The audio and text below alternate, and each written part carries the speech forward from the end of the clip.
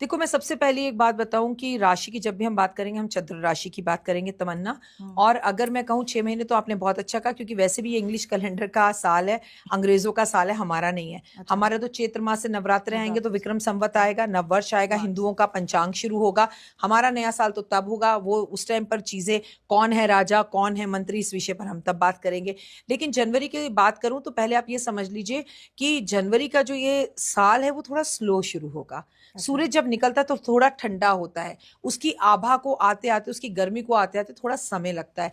तो 12 की 12 राशियों के लिए जनवरी कुछ बहुत खास लेकर नहीं आ रहा, लेकिन हाँ, क्योंकि सूर्य का मतलब होता है पिता, सूर्य का मतलब होता है बॉस, सूर्य का मतलब होता है आपके घर के अंदर सबसे बड़ा मुखिया। तो घर के बड़े बुजुर्गों की तबीयत का ध्यान 15 दिसंबर से ही रखना शुरू कर देना। दादा दादी, मम्मी पापा, नाना नानी, चाचा चाची, ताया ताई, जो बुजुर्ग हैं, 15 जनवरी से। 15 दिसंबर से जब आपके लोग जनवरी 1 को इसको देखेंगे हम्म। तो रिलेट करेंगे कि हाँ, मेरे ओके। पापा 18 दिसंबर को बीमार थे, 19 दिसंबर को बीमार थे, हम्म। She is right.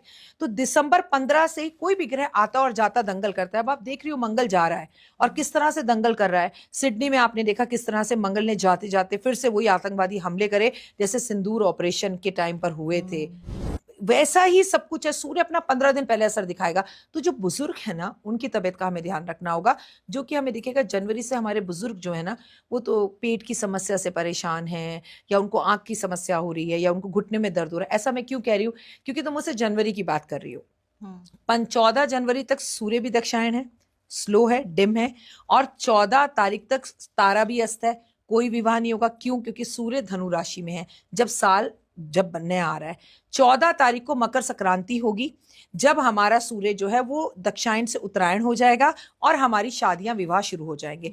तो 14 तारीख के बाद ही 12 की 12 राशियों के लिए चीजें अच्छी होंगी। लेकिन मैं कहूंगी बहुत हेल्थ का ध्यान रखना है। मेष राशि वालों को अपनी पत्नी की, वृषभ राशि वालों को अपने पार्टनर की, और कुंभ राशि वालों को खुद की, और मीन राशि वालों को अपने पेट का। जनवरी हम्म। पूरा ध्यान रखना है इन 4-5 राशियों को, इन चीजों। और कोई उपाय है? साल की शुरुआत कर रहे हो, साल का पहला महीना है, मैं पतला हूंगा, मैं जिम जाऊंगा, ये सब मत करो। सिर्फ एक ही उपाय है, प्लीज सुबह जल्दी उठो, माता पिता के पैर छुओ। प्लीज साल के पहले महीने तो कम से कम काले नीले कपड़े मत पहनो।